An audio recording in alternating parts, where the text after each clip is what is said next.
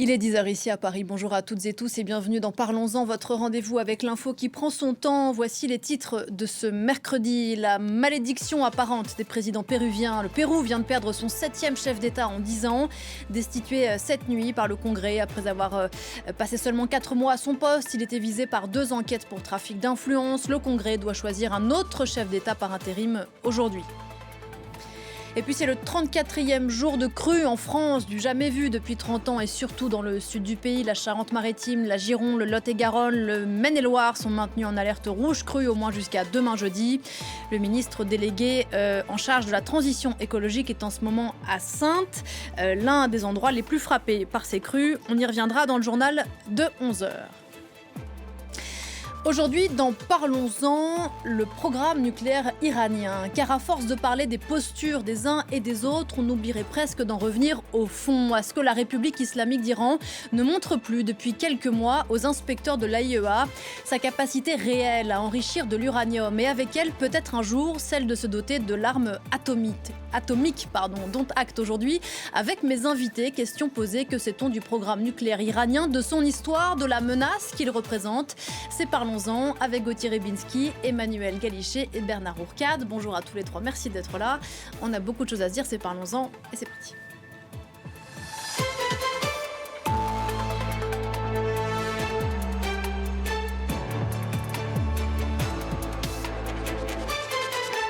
Bonjour Gauthier Rybinski, rebonjour. Ouais. Vous êtes ici chez vous, chroniqueur international à France 24. Emmanuel Galichet, bonjour et bienvenue. Bonjour. Enseignante-chercheur en sciences et technologies nucléaires au CNAM, au Conservatoire national des arts et métiers. Et bonjour à vous Bernard Hourcade, géographe, spécialiste de l'Iran, membre du comité de rédaction de la revue Orient 21. Américains et Iraniens sont-ils proches d'un accord? Vont-ils parvenir à faire mieux que ce qui avait permis près de 2 ans de négociations en 2015 et qui avait abouti à l'accord de Vienne que les États-Unis ont quitté en 2018? On va y revenir. Ils se sont quittés en tout cas hier à Genève sans que rien ne soit tranché. Washington était relativement circonspect et Téhéran un peu plus confiant qu'à l'accoutumée. Gauthier, d'un mot là-dessus, est-ce que c'était plutôt bon signe? Écoutez, je ne sais pas si c'était bon signe, mais il semblerait que la République islamique ait usé d'une tactique. On ne va pas se prononcer sur le fond et on ne va pas la juger tout de suite, cette République, mais qu'elle ait usé d'une tactique plus à droite que d'habitude, c'est-à-dire qui consiste à, en quelque sorte, faire une séduction vis-à-vis des États-Unis en leur disant 2015, le JCPOA, etc., nous étions perdants, et vous aussi. Donc le JCPOA, l'accord de Vienne. L'accord de Vienne. Vous étiez perdants, nous aussi. Et peut-être que là, on peut trouver un terrain commun, c'est-à-dire que vous êtes resté sur votre faim parce que vous n'avez pas eu, au fond, de dividendes sonnants et trébuchants de cet accord. Vous qui aimez ça, d'ailleurs, vous n'avez pas fait d'affaires avec l'Iran. Nous, on s'est retrouvés dans la panade. Bref, comme s'il y avait une communauté d'intérêts qui se dégageait actuellement de la situation actuelle pour trouver une issue qui ne soit pas une issue qui coupe la gorge à la République islamique, et qui soit une issue qui, dans la présentation des faits dont les Américains sont friands, justement illustre la chose comme étant un gain, une nouvelle victoire de Trump. On sait très bien, il l'a dit lui-même, que finalement, dans les 7 ou 8 conflits, enfin non, il n'a pas dit lui-même, il a parlé de 7 ou 8 conflits qu'il prétendait avoir résolus. On sait sur quel mode ça tourne, souvent sur l'apparence et non pas le fond. Mais si vous voulez, la manière d'aborder, c'est pour parler à Genève, elle n'est pas complètement nouvelle, mais là, elle est très très claire et très savamment distillée, de sorte que les Américains sont un peu saisis et circonspects, comme vous le disiez, en disant mais d'habitude c'est nous qui sommes à la manœuvre, et là tout d'un coup voilà cette République, voilà Téhéran qui essaie de dire il y a peut-être une communauté de destin dans cette affaire. Alors après on va voir les détails en ce qui concerne l'enrichissement, puis le programme balistique, tout ça est compliqué, mais la manière dont Téhéran essaye de saisir la chose semble relativement différente, sans présager du tout bien sûr du résultat. Bon, pour que tout le monde comprenne bien, car c'est l'intention ambitieuse de cette émission, on va revenir un peu en arrière. Et donc, cet accord de Vienne de 2015, JCPOA, signé à l'époque donc par les États-Unis, la France, le Royaume-Uni, la Russie, la Chine et l'Iran, bien sûr, après des années de discussions. Quelle est la différence, dans le fond, entre ce que négocie là à Genève et puis on annonce des nouveaux rounds de discussion iraniens et américains ensemble par rapport à ce qui a été conclu il y a 10 ans? Alors, il y a beaucoup de choses qui sont différentes. Il y a eu une attaque au mois de juin. Donc, en fait, les installations nucléaires industrielles en Iran ne sont pas du tout celles de 2015. L'enrichissement n'est plus le même, puisque à l'époque, en 2015, la communauté internationale pensait qu'ils étaient à 20% d'enrichissement en uranium 235. Aujourd'hui, au mois d'avril, l'Agence internationale de l'énergie atomique a dit ils sont à 60%. Donc, vous voyez qu'il y a beaucoup, en fait, de choses tout autour du nucléaire qui ont beaucoup évolué. Donc, le contexte n'est pas le même. En revanche, sur le fond... Sur le fond, on est effectivement, vous avez raison, les exigences internationales sont toujours les mêmes. C'est-à-dire qu'il y a possibilité d'avoir un programme nucléaire civil en Iran, c'est-à-dire avec des enrichissements compatibles avec un usage civil, donc moins de 20%. On peut aller à 20% pour des usages médicaux, pour des réacteurs à usage médical, mais en tout cas, c'est un usage civil et il n'y a pas de possibilité d'aller vers un usage militaire. Ça, c'est l'exigence numéro 1. Bernard Hourcade, est-ce qu'on peut rappeler, parce que c'est important, pourquoi les États-Unis ont quitté l'accord en 2018? C'était Trump 1. Joe Biden, en 2022, avait essayé à nouveau de négocier avec les Iraniens. Ça avait échoué. Et pourquoi Trump 2 y revient? Parce que, comme ça a été dit tout à l'heure, l'accord 2015 ne satisfaisait pas tout le monde. Bon, les Israéliens, évidemment, qui voulaient zéro enrichissement d'un côté. Et ils n'ont pas changé d'avis. Ils n'ont pas changé d'avis, et c'est un élément très important. Côté iranien, ils étaient quand même soumis à des contrôles extrêmement stricts, donc ils pouvaient être gênants pour la fierté nationale iranienne. Et du côté américain, surtout, ne pas oublier qu'Obama était démocrate et le Congrès était républicain. Et les États-Unis n'ont pas paraphé l'accord de 2015. Ils l'ont refusé. Ce qui les entreprises françaises, allemandes, italiennes ont pu aller en Iran, les Américains se sont suicidés, ils n'ont pas voulu y aller, n'ont pas pu y aller. Autrement dit, Trump, qui aujourd'hui est un homme d'affaires, il se rend compte que, outre les questions techniques du nucléaire sur lesquelles on reviendra, question business, le compte n'y était pas. Et aujourd'hui, les choses ont fondamentalement changé. Vous signalez la guerre l'autre jour, le fait qu'après l'accord 2018, le retrait des Américains de l'accord 2018, tout s'est cassé la figure. Les Iraniens ont maintenu les accords et après ils ont dit bon, personne ne respecte, donc non plus je respecte pas. Et aujourd'hui, c'est le chaos le plus total. Donc ça veut dire que c'était un mauvais accord en 2015 ? C'était un accord. Même en Israël, beaucoup de militaires ou les gens du Mossad disent c'est pas parfait. Aucun accord n'est jamais parfait, mais c'était pas mal. Ça laissait 10 ou 15 ans devant nous pour pouvoir aller plus loin. Et donc tout le monde disait l'accord 2015, c'est une première étape essentielle. Première fois que Iran, États-Unis, trouvaient un accord. Et tout ceci s'est cassé la figure pour 36 raisons. Et après est arrivé le 7 octobre, est arrivé toutes les guerres. Et l'Iran d'aujourd'hui n'est plus du tout dans la même situation qu'en 2015. La guerre était la première, après c'est la guerre Irak-Iran. L'Iran est attaqué massivement par les Israéliens, c'est quand même un événement majeur dans le pays. Et surtout la société iranienne, on l'a vu encore récemment, est extrêmement en révolte dans tous les domaines. Et donc le gouvernement iranien n'a pas beaucoup de choix. S'il veut s'en sortir, il faut qu'il trouve un accord avec le grand Satan, qui est le symbole de tout ce que la République islamique détestait. Et on imagine donc qu'il y a du travail à faire pour réussir à mettre plus ou moins en accord le grand Satan et le grand libérateur des peuples musulmans que se prétendait être l'Iran. Voilà, le grand Satan dans la rhétorique de la République islamique étant bien sûr... évidemment. Et je cherche le nom de ce pays étant les États-Unis. Voilà. Alors précisément, ce régime iranien n'est pas dans la même situation aujourd'hui, Gauthier, qu'en 2015 et les années qui ont précédé avant la signature de l'accord de Vienne. Régime considérablement affaibli. Alors il y a eu bien sûr la révolte populaire au mois de janvier, réprimée dans le sang, faut-il le rappeler. Et puis ce programme nucléaire coûte beaucoup d'argent. Et est-ce que la République islamique a les moyens aujourd'hui de continuer à financer ce programme ? Alors, c'est vrai que sur le plan économique, ça s'apparente à une plongée vers le... Oui, une plongée, tout simplement.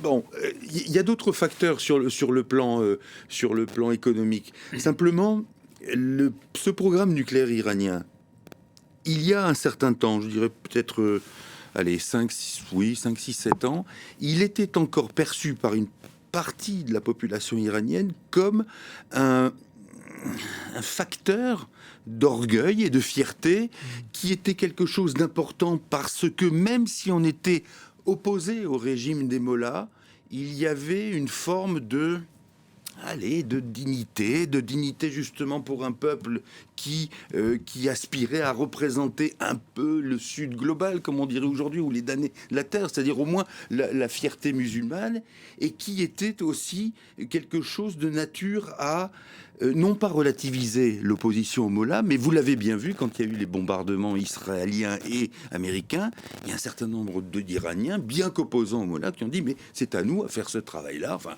à nous libérer, à nous émanciper de la tutelle des Mollahs. Ça n'est pas aux Américains à venir se mêler de ça. Vous confirmez, Bernard Oui, Corb ? c'est très important. La partie nationale et fierté nationale du nucléaire est une évidence. Ne pas oublier que c'était commencé à l'époque du Shah. Une anecdote, Akbar Etemad, qui était l'ingénieur fondateur du nucléaire iranien, était dans un congrès à Toronto il y a quelques années. Et il commence en disant « Je suis contre Ahmadinejad », qui était le président iranien qui était très véhément. Applaudissements dans la salle. « Je suis contre Ahmadinejad parce qu'il négocie sur le nucléaire. Le nucléaire n'est pas négociable », disait cet ingénieur du Shah, réfugié en France, qui est malheureusement décédé il y a quelques mois, pour me montrer que le nucléaire, c'est une question de fierté nationale. Mais aujourd'hui... Mais comment l'entendent les Iraniens ? Parce que vous dites le nucléaire, mais ils entendent la fierté, un programme nucléaire civil ou un programme nucléaire militaire ? Justement, Etemad disait très clairement qu'il avait proposé au Shah les deux voies, en disant pendant 10 ans, il faut faire du nucléaire pour former le pays, les ingénieurs, etc. Au bout de 10 ans, on pourra choisir. La République islamique a exactement prolonger le programme du Shah. Et en 82, ils ont dit une bombe atomique, on est en pleine guerre avec l'Irak, si on avait une bombe atomique, on serait protégé. Donc la logique de la bombe atomique est apparue comme évidente dans un pays en pleine guerre. Donc cet aspect fierté nationale. Mais aujourd'hui, on n'est plus au même niveau. L'Iran a été attaqué par les Israéliens, puissance nucléaire quand même. Donc, il se pose des questions. Est-ce qu'il ne faudrait pas finalement nous aussi avoir une arme atomique ? Et certains disent, le tabou sur l'arme atomique, tabou religieux officiel, il faut le lever parce que si on avait une arme atomique même sommaire, les Israéliens seraient peut-être plus calmes. Donc, mais ils ont vu aussi que le Hezbollah est tombé, tous leurs proxys sont tombés, ils sont un peu isolés. La pression populaire et les massacres de l'autre jour l'ont révélé, il y a de vrais problèmes. Et sur le plan économique, vous posez la question tout à l'heure. Aujourd'hui, l'Iran est en crise économique terrible. Même les gens du régime, les gendarmes, les gardiens de la Révolution, les militaires, les hauts fonctionnaires ont un salaire de 200 € par mois. Il était de 3 000 il y a quelques années. Autrement dit, tout le monde en a marre en Iran, tout le monde en a assez.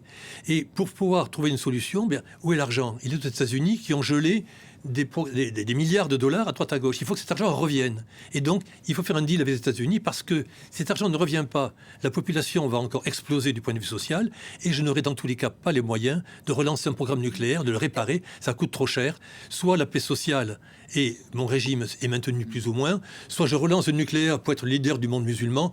Plus personne n'y croit aujourd'hui. La paix sociale, et le calme aussi parmi les groupes favorisés ou a priori favorisés et qui ont tant perdu, comme vous le disiez, ces dernières années. Emmanuel Gallachet, je vous donne la parole dans un instant, mais là-dessus, Bernard Hourcade, on rappelle, et encore une fois, j'ai à cœur que les gens qui nous regardent comprennent bien et qui ne sont pas spécialistes du sujet, l'accord de 2015 prévoyait quand même la levée des sanctions. Ça n'a pas permis un appel d'air qui aurait pu permettre qu'on n'en arrive pas là aujourd'hui ? Tout à fait. Parce que les États-Unis tiennent, vous le savez, la clé du monde en matière bancaire. Dans les entreprises françaises, Peugeot, Renault, Veolia, qui sont partis en Iran, ont commencé à faire des projets. Après, ils ont dit, il faut financer, on veut transférer $1 million en Iran. Impossible. Les banques américaines l'interdisaient parce que le Congrès américain a refusé l'accord. Résultat, l'expansion économique, qui devait être également sociale, politique à terme, n'a pas eu lieu. Et quand Trump a cassé l'accord, les Européens sont partis sans rien dire en 3 minutes. Et donc, les Iraniens se sont retrouvés avec des projets magnifiques, non réalisés, d'où l'accentuation des problèmes sociaux et politiques à l'intérieur du pays. Emmanuel Gallachet, il nous faut faire à nouveau, j'y reviens, un retour en arrière et revenir à l'origine de ce programme nucléaire iranien qui a débuté dans les années 50 avec le soutien des Américains. C'était un programme qui s'appelait à l'époque Atoms for Peace, échange de pétrole et d'une garantie stable contre des technologies qui ont permis précisément aux Iraniens de développer ce programme nucléaire. Alors la promesse initiale sous le Shah était de ne pas aller vers la bombe. Est-ce qu'on sait à quel moment les Américains se sont dit il y a quelque chose qui ne va pas ? À quel moment s'est mis à poindre l'inquiétude quant à ce programme ? Alors, il faut juste revenir sur le fait que c'est pas les Américains qui ont beaucoup aidé sur le plan nucléaire, l'expansion nucléaire de l'Iran, ce sont les Français en particulier. Donc, le commissariat à l'énergie atomique, beaucoup d'Iraniens sont venus au commissariat à l'énergie atomique pour se former, et on a fait vraiment des passages entre les technologies françaises et celles iraniennes. Il faut aussi se rappeler qu'à l'époque du Shah, les Iraniens avaient 10% d'Eurodif, donc la partie centrifugation, c'est-à-dire enrichissement de l'uranium. Il y avait une partie iranienne, donc ils avaient soutenu financièrement le programme français, de manière à avoir un jour les technologies qui iraient en Iran. Et les Français, à un moment donné, il y a eu la République islamique qui a pris le pouvoir, et donc il y a eu une coupure nette. Tout a basculé après la Révolution. Absolument. Avant la Révolution, on se disait pas. Non. Est-ce qu'on n'est pas en train d'alimenter Français-Américains quelque chose qui va nous... Non, il y avait murmure une confiance mutuelle. Alors, j'étais pas née, évidemment, donc c'est ce que j'en lis, mais peut-être que vous avez plus d'histoire là-dessus. Mais je pense qu'il y avait une confiance mutuelle entre les deux. Il y avait confiance, mais comme on dit, trust but verify. Il y a confiance, mais vérifier. Tout le monde savait très bien que le régime du Shah avait des ambitions énormes, importantes. Et donc, le fait d'avoir une bombe atomique était une carte de visite indispensable à l'époque pour tout pays qui se respecte. Autrement dit, cette hypothèse-là, je l'ai rappelé à propos de la politique des TEMAD, était en filigrane. Cela dit, ce n'est pas la question pour le moment. L'Iran est un pays allié des Européens, et s'il y avait une bombe atomique iranienne, elle aurait été dirigée contre Moscou et non pas contre Washington. Et puis, il y avait aussi le fait qu'à l'époque, en 1974, premier essai atomique de l'Inde, et là, les autorités internationales nucléaires commencent à se dire attention, il n'y a pas que les réacteurs nucléaires sur lesquels nous devons avoir quelque chose à regarder, donc avec le gendarme qui était toujours l'AIEA, il fallait regarder l'enrichissement. Et c'est au moment où, justement, à partir de 74-75, où on a commencé à mettre des exigences sur l'ensemble des programmes internationaux sur la partie enrichissement, donc combustible nucléaire, que là, on a commencé à regarder, à vérifier, et l'AIEA est allée en Iran et a commencé à poser, par exemple, un certain nombre de détecteurs, de caméras dans les endroits où il y avait de l'enrichissement. Et là, on a commencé à vérifier et à se rendre compte que petit à petit, eh bien, il y avait au moins de la recherche et développement sur de l'enrichissement au-delà des fameux 5%. Sachant que donc l'Iran a toujours assuré, ou en tout cas initialement, que son programme était strictement pacifique et civil. D'ailleurs, il a signé le traité de non-prolifération nucléaire en 1968, donc plus de 10 ans avant la Révolution. Il y a des réacteurs nucléaires, juste ça sous votre contrôle, Bernard Ourcade, de production d'électricité qui existent. La centrale de Bouchir, faite par les Russes, marche très bien. Voilà. Sauf que nous sommes donc aujourd'hui en 2026.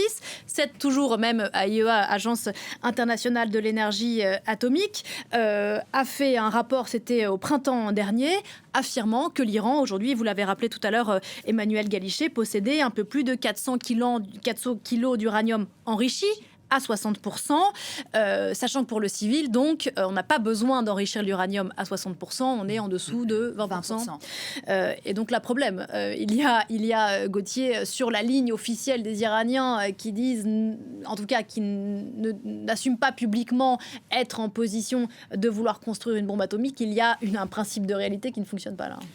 Qui ne fonctionne pas et qui est à la mesure aussi des hésitations que vous signaliez tout à l'heure concernant ceux qui ont directement contribué à l'arrivée, à l'émergence, à la naissance de ce nucléaire et de ce qui était censé devenir la bombe atomique iranienne, en ce sens que, comme vous l'avez dit aussi, il y a un continuum entre le Shah, entre la politique du Shah et ses ambitions, et peut-être aussi une erreur volontaire de la part de l'Occident, qui, vous l'avez vu au moment où la révolution islamique se déroule, a cette espèce... Alors, on a de duplicité là aussi, on a travaillé avec le Shah, mais on considère que l'arrivée des mollahs, et notamment de Khomeini, qui était en France, qui était réfugié en France, c'est comme une sorte de régénération spirituelle d'un pays qui aurait eu besoin de ça, alors qu'il était sous la houlette d'un dirigeant certes en plus très autoritaires, et qui au fond asséchaient,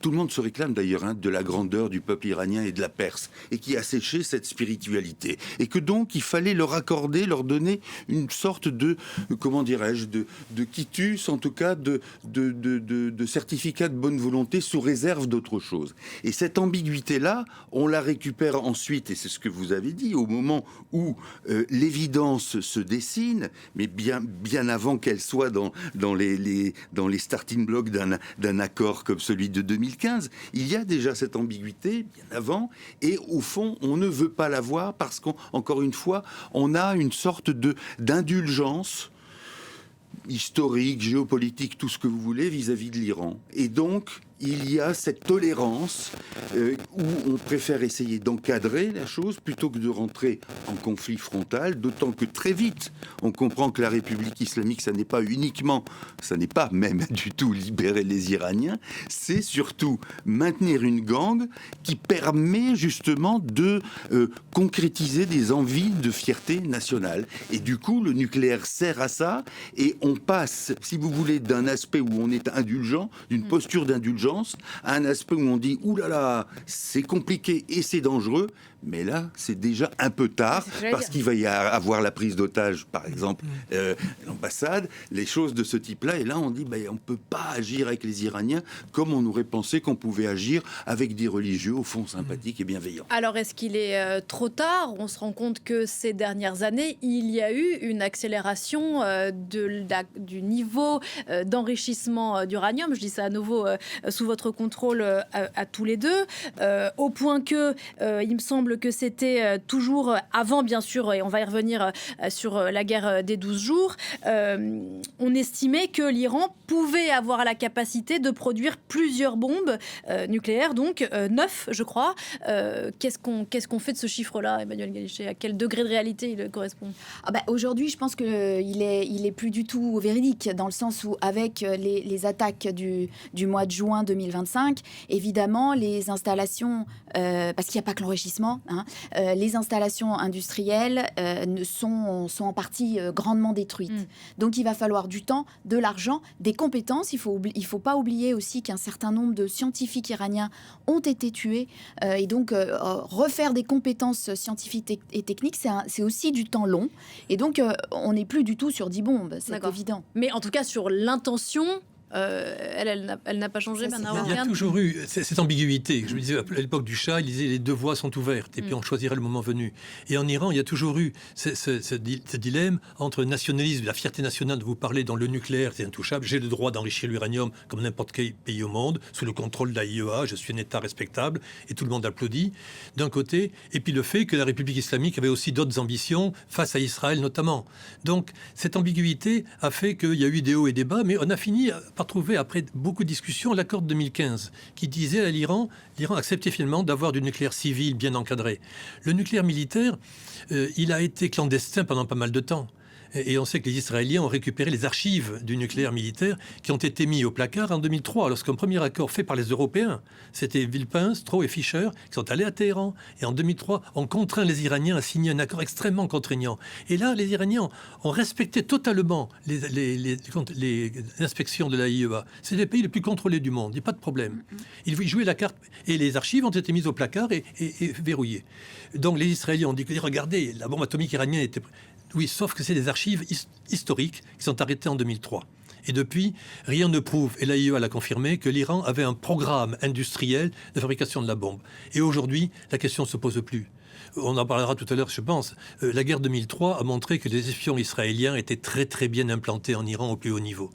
Donc aujourd'hui, si les Iraniens restaurent leur nucléaire, font tourner 2 centrifugeuses, immédiatement le Mossad sera au courant pour arrêter ces centrifugeuses. Donc tout programme nucléaire, militaire ou civil iranien, et même toute activité économique ou culturelle, quoi que ce soit en Iran, est sous le contrôle d'Israël de façon peut-être mythifiée, mais vraiment réelle. Autrement dit, la reprise du nucléaire civil ne peut être que dans les cadres prévus. Et d'ailleurs, Les négociations à Genève d'hier ont montré que les Iraniens ont dit les inspecteurs pourront revenir, on trouvera une solution pour les 600 kilos d'uranium, etc. Il y a des solutions techniques.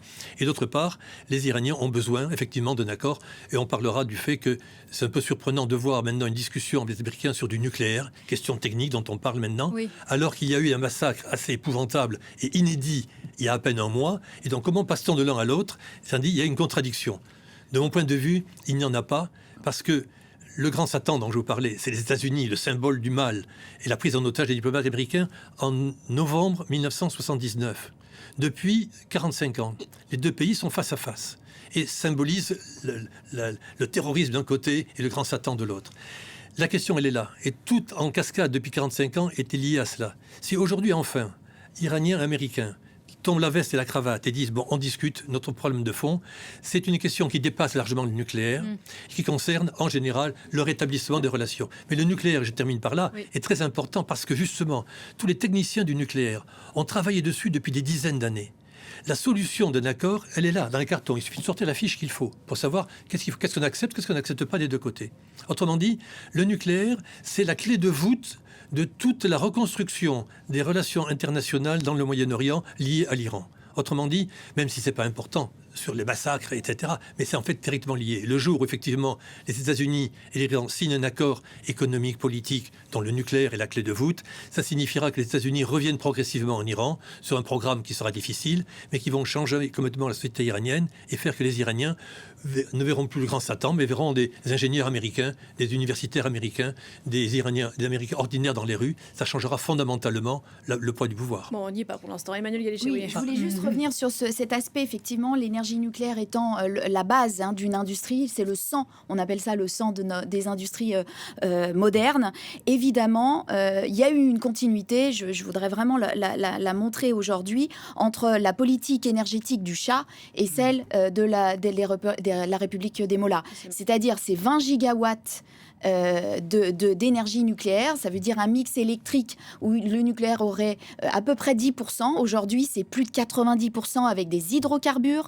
Il y a un manque important d'électricité pour le peuple iranien.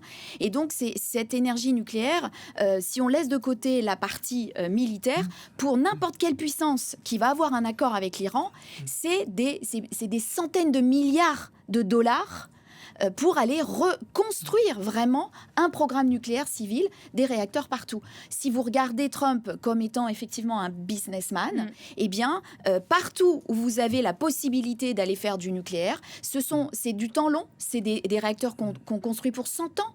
Donc vous imaginez bien avec des contrats de combustible, de maintenance, de déchets radioactifs, de gestion des déchets, c'est des contrats énormes sur des milliards de dollars. Et donc, on peut absolument comprendre que Donald Trump ait envie aujourd'hui de retourner en Iran pour cela. Donc si je comprends bien ce que vous dites, avec le niveau de destruction qu'a provoqué la guerre des 12 jours l'été dernier sur le programme nucléaire militaire, civil aussi, la manne que peut représenter ce nucléaire civil en Iran aujourd'hui pour des Américains, mais on peut penser aussi aux Français, aux Européens. Est-ce que ça veut dire, Gauthier, que finalement les Iraniens vont se retrouver dans une situation où ils vont être quasi obligés de renoncer, en tout cas officiellement, à un programme nucléaire militaire? C'est-à-dire que dans cette affaire, comme vous le disiez tout à l'heure, le nucléaire iranien, nucléaire militaire, le développement d'une option atomique en matière militaire, c'est l'excellent habillage pour la question de fond politique qui est de savoir avec quel type de régime peut-on accepter un développement nucléaire a fortiori militaire. C'est ça le fond de la question. Parce que, au fond, si vous voulez, quand on critique l'Iran, et on dit, et en plus, il y a la question nucléaire. Donc on dit, voilà, l'abord de la question fondamentale du régime de l'Iran passe par l'attaque sur le nucléaire. Tout à fait. Et après, vous allez me dire, voilà, c'est la même chose un peu en Irak en 2003, où on dit, il y a des armes de destruction massive, en fait, il n'y en a pas, mais on agit quand même. Et quand on agit quand même, on dit on n'aurait pas dû le faire. Parce que ça n'est pas bien de s'attaquer à un régime étranger. Sauf que, toujours la même question de fond, par rapport aux Iraniens, là, comme par rapport aux Irakiens, s'il y avait la volonté de détruire le régime des Mollahs, certains ne s'en plaindraient pas. Ceux qui sont assujettis, ceux qui sont asservis par le régime des mollahs, il faut toujours considérer aussi ce que vivent les populations, même s'il y a l'aspect de fierté nationale dont on a parlé tout à l'heure, qui est important. Mais en fin de compte, la critique d'un régime pour ses velléités ou son développement nucléaire est valable à partir du moment où il y a quelque chose de l'ordre d'une critique fondamentale du régime. Sinon, Israël ne serait pas outrement inquiété d'avoir développé un programme pareil. Pas d'accord, Emmanuel Galichet. Je ne suis pas tout à fait d'accord dans le sens où, aujourd'hui, sur le nucléaire militaire, vous avez une architecture juridique internationale qui est la seule au monde par rapport aux armes chimiques et biologiques. Donc, c'est extrêmement encadré. Il y a un TNP, le traité de non-prolifération, que l'Iran a signé. Donc, il a dit, signé et ratifié depuis 1970. Donc, il a bien dit, quel que soit, et donc les mollahs aussi, je ne dois pas développer un programme nucléaire militaire. Israël n'a pas signé le TNP. Oui. Donc, c'est autre chose. Alors, il y a le problème du régime. Est-ce qu'effectivement, en tant qu'occidentaux et démocratie, on se doit d'aller faire des pourparlers avec un régime dictatorial? Ça, c'est une question. Par contre, sur le nucléaire, de toute façon, qu'il soit mollah ou une démocratie en Iran, ils n'ont pas le droit de développer un programme militaire parce qu'il y a ce TNP qui l'empêche absolument tout pays de faire cela. Alors, ils n'ont pas le droit, mais ils le font quand même. Oui, c'est donc c'est pour ça que quand on va faire des pourparlers avec eux, c'est pas le régime qui tue des gens et c'est horrible. On est bien d'accord, ça c'est un autre problème. Mais là, quand on va faire des pourparlers, quelle que soit la démocratie occidentale en face, il n'y a pas de programme nucléaire. Alors je suis pas d'accord, c'est pas un autre problème parce que si il n'y avait pas précisément au fond de critiques ou de reproches majeurs à faire au régime des mollahs, même le fait de outrepasser ou de ne pas respecter les termes du TNP, bien sûr que ça serait condamné. Mais ça ne serait pas aussi problématique et aussi prenant qu'aujourd'hui.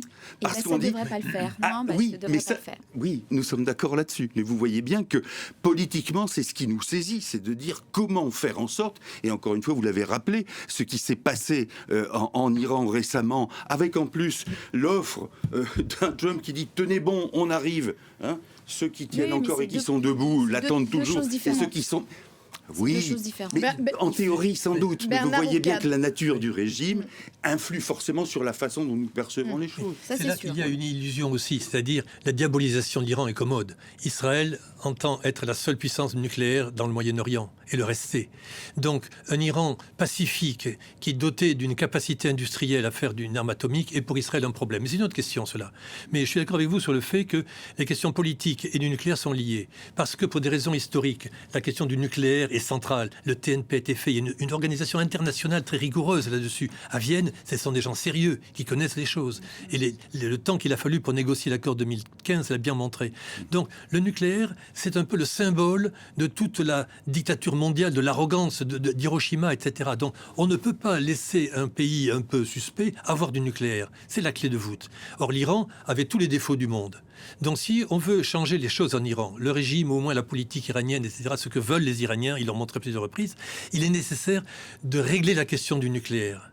Et on peut le régler relativement facilement de mon point de vue aujourd'hui parce que les techniciens du nucléaire, ils savent exactement ce qu'il faut faire pour que l'Iran retrouve les comportements et la politique qu'il doit avoir là-dessus. Autrement dit, il y a une liaison très forte entre l'avenir de l'Iran et la question du nucléaire. Et les gens dans la rue qui ont été massacrés, ils disent qu'est-ce qu'on a à faire du nucléaire aujourd'hui? Non, c'est directement lié. Le jour où ça s'est résolu, à ce moment-là, les rapports de force avec la dictature iranienne auront changé au niveau international. J'entends bien le rappel au droit. Important, bien sûr, c'est la boussole, Emmanuel Galichet, et les traités internationaux.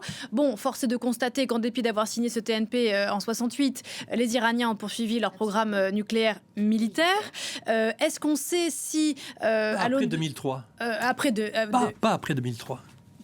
Après 2003, tout a été arrêté. Et l'AIEA a confirmé que l'Iran, encore il y a 2 ans, n'avait pas de programme militaire, sauf s'ils font dans un tunnel clandestin, non. au fin fond. 60%, on imagine bien qu'on ne peut pas faire de combustible. Donc l'AIEA a bien dit, les derniers rapports de l'AIEA disent bien qu'à 60%, ce n'est que militaire. C'est que militaire. Mais ça, ils l'ont fait depuis 2003. Absolument. Mais la production, il est très clairement, ils ont défacé, les Américains ayant rompu l'accord, eux aussi rompent l'accord et vont à 60% pour montrer que s'il le fallait, comme Trump aujourd'hui a une armada, les Iraniens aussi ont une armada qui est nucléaire pour des menaces. Ce sont des menaces importantes. Et ça, mais au point de vue industriel, l'AIEA a signifié qu'il n'y a pas actuellement de programme industriel de production d'une arme atomique en Iran. Ça, c'est autre chose. Mais alors pourquoi est-ce que les Iraniens n'ouvrent plus leur site aux inspecteurs de l'AIEA depuis des mois, depuis l'été dernier? Ils ont réouvert les installations qui n'ont pas été touchées par parcimonie. Absolument. On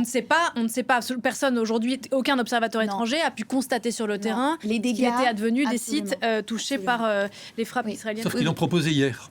Larijani, le patron, a dit nous allons maintenant envisager de comment, dans quelles conditions, les inspecteurs pourront vérifier toutes les installations. Et il propose aussi de diluer, la fameuse proposition de dilution des 440 kilos. Alors expliquez-nous, parce que c'est un peu technique. Donc il y a, si j'essaie de résumer, selon l'AIEA, donc c'est 400 kilos d'uranium enrichi à 60%. Question tout à fait de néophyte, il le reste longtemps. L'uranium est enrichi à vitam aeternam. Donc la proposition, une des solutions, puisque vous dites que tous les papiers sont déjà prêts pour trouver des solutions, qu'est-ce qu'on peut faire de cet uranium si toutefois les Iraniens effectivement disent bon, on est OK, on va s'en séparer. Alors on a parlé du fait d'envoyer l'uranium à l'étranger, est-ce que ça c'est possible ça? Alors oui, c'est possible, ça se transporte assez facilement, hein. Ce sont des petits cylindres de cette taille-là, vous mettez l'uranium enrichi, donc vous en avez besoin d'un bon tas quand même, hein, de ces petits cylindres, et vous pouvez les transporter dans des camions tout à fait simples ou même dans des coffres de voitures. Ça, c'est pas le problème. Je suis pas certaine que l'Iran, en tant que justement de nation, ait envie de donner son combustible. Encore une fois, ça a un coût. Hein, avoir du combustible nucléaire aujourd'hui, c'est vraiment, c'est comme de l'or. Ça fait partie des richesses d'un pays. Donc, je pense pas qu'ils aient envie d'aller les donner à quelqu'un. Par contre, ils proposent de les diluer, c'est-à-dire d'en faire du combustible avec un enrichissement plus petit. C'est-à-dire qu'on peut redescendre. C'est comme quand vous diluez par exemple, vous prenez un verre d'eau avec votre sucre. Si vous voulez qu'il soit moins sucré, vous rajoutez de l'eau, quoi. En gros, vous diluez avec de l'uranium appauvri, c'est-à-dire à 0,2%. Pour une utilisation civile ensuite. Gauthier.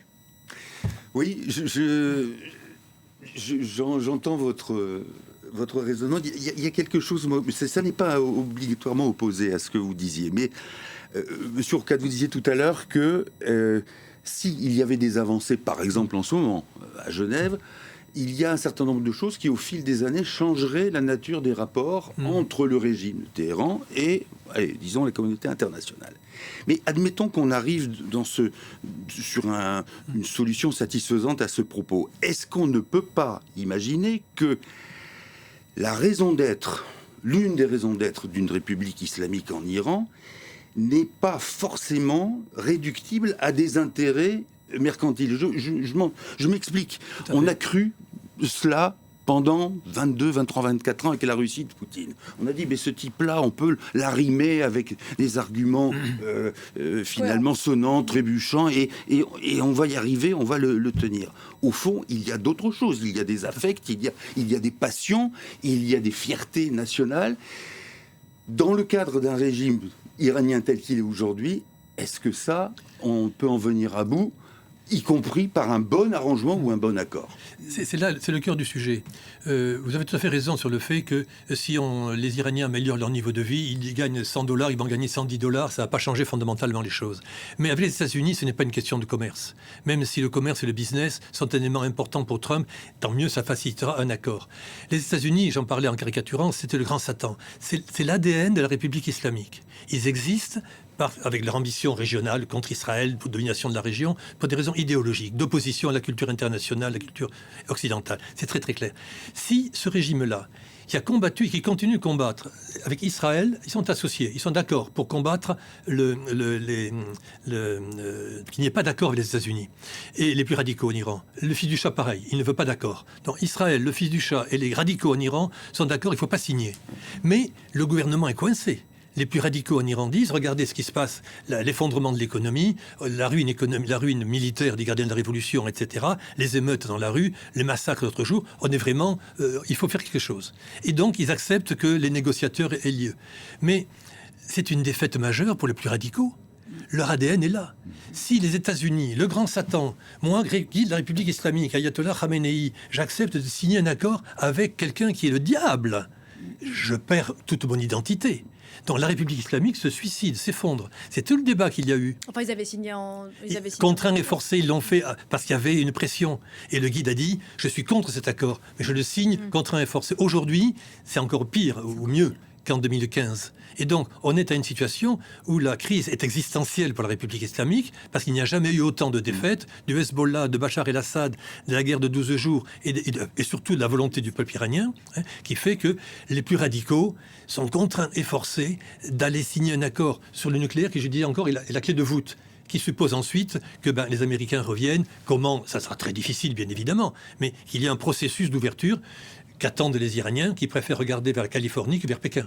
Donc, j'essaie de ramasser tout ce que vous dites depuis 40 minutes. La possibilité de voir un jour l'Iran revendiquer la possession d'une bombe atomique s'éloigne. Je pense qu'elle s'éloigne effectivement tant que l'architecture juridique mondiale. On y revient. Encore, je reviens parce que c'est important. Il y a eu beaucoup de travail, il y a eu beaucoup d'expertise et d'experts qui ont travaillé là-dessus. Il faut absolument que cette architecture tienne de manière à ce que effectivement aucun pays, que ce soit l'Iran ou un autre, puisse revendiquer une bombe un jour. Qui ne l'a pas déjà, vous voulez dire. Qui ne l'a pas déjà, évidemment. Gauthier. Oui, tant mieux. Moi, j'aimerais que vous ayez pleinement raison. Il me semble quand même qu'un certain nombre de pays peuvent très bien dire, et c'est un petit peu ce qu'on voit aujourd'hui, alors pas directement avec l'Iran, mais qui disent votre architecture, c'est vous qui l'avez créée, et nous nous en sentons pas redevables. Absolument, ça vous avez raison, et vous avez raison, et je pense qu'avec New Start qui s'est arrêté en février 2026, New Start était il y a un accord entre les États-Unis et la Russie qui n'a pas été renouvelé. Voilà.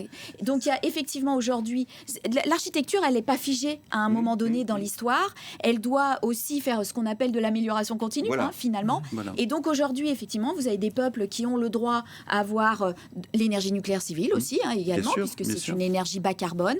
Et donc on doit continuer à améliorer cette architecture juridique, mais on doit la garder en fait. C'est ça mon point. Ce qui est formidable, c'est qu'à partir du moment où on admet, quel que soit le pays, cette architecture juridique, ça veut dire qu'il y a déjà quelque chose qui est gagné, puisqu'on la respecte en tant que telle. Absolument. Un mot, Bernard Ourcade, de la position israélienne, qui est sur le sujet maximaliste, ou en tout cas, qui n'a pas bougé d'un iota depuis des années. Le nucléaire iranien, c'est la bête noire de Benyamin Netanyahou, et c'est zéro.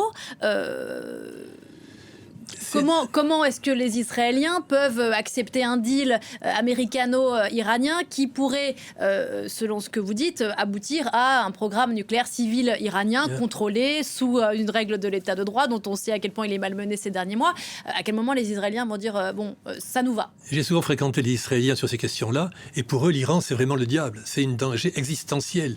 Et la bombe atomique iranienne va tomber sur Tel Aviv dans 15 jours. Bon, il y a une espèce de diabolisation, ce qui fait que du point de vue dans le discours iranien, c'est exactement. Je plaisante. Souvent je vais dit ainsi. La question est pour les Israéliens électorale. Aujourd'hui, si vous attaquez l'Iran, vous avez un consensus en Israël disant enfin c'est bien, c'est pas volé, et vous gagnez 20% aux élections. Et pour M. Netanyahou, c'est très important, ces élections qui auront lieu cet automne. Autrement dit, l'Iran, la volonté des Israéliens de saboter l'accord sur le nucléaire iranien et les Américains, comme ils l'ont fait à plusieurs reprises, notamment à la guerre de juin, qui s'est déclarée 48 heures avant qu'un accord soit signé entre Iraniens et États-Unis. C'est un sabotage direct des Israéliens à un accord Trump-Iran. Donc, ils ne veulent pas d'un accord. Et éventuellement, ils sont capables de faire un coup tordu. ce qu'approuveraient les royalistes d'un côté et les plus radicaux en Iran qui ne veulent pas d'un accord. La question est de savoir aujourd'hui si en Iran, le régime est suffisamment affaibli pour être contraint de signer un accord avec les États-Unis, et si les Américains sont assez habiles pour faire effectivement un deal sur le plan économique, parce que le pétrole iranien est intéressant, les Iraniens veulent vendre leur pétrole, Oui, ils ont du ils sont venus nucléaire. avec des contrats à Genève, les Contrats. Iraniens. Ça peut se faire.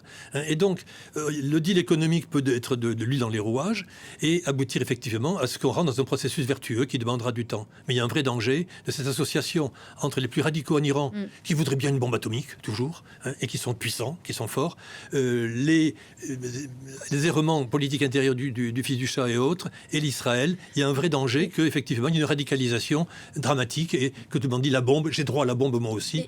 Ce n'est pas à exclure. Et les Européens, Gauthier, là-dedans? Alors, les Européens, bien sûr, pardon, c'est ma marotte, mais je vais revenir à ce que je disais tout à l'heure.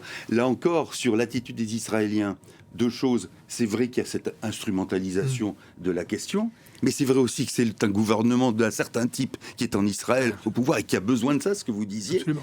Et d'un autre côté, on peut dire aussi que quelqu'un comme Ahmadinejad et d'autres ont dit mais Israël doit être rayé de la carte.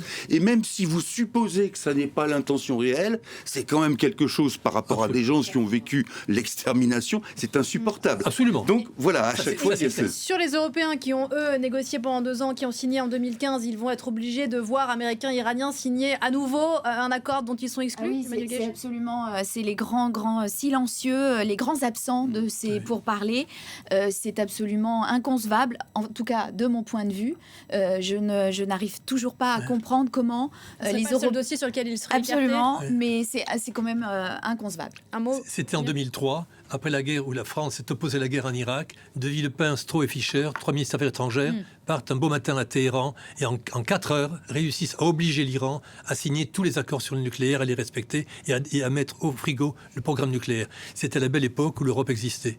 Le monde a changé. Merci beaucoup à tous les trois d'avoir participé à cette discussion. On en reparlera sans doute. Je disais au début de cette émission qu'un nouveau round de discussion était prévu entre Américains et Iraniens. Merci encore. Une émission à revoir en replay, réécouter en podcast. On se retrouve dans un quart d'heure pour la suite de ce rendez-vous d'info.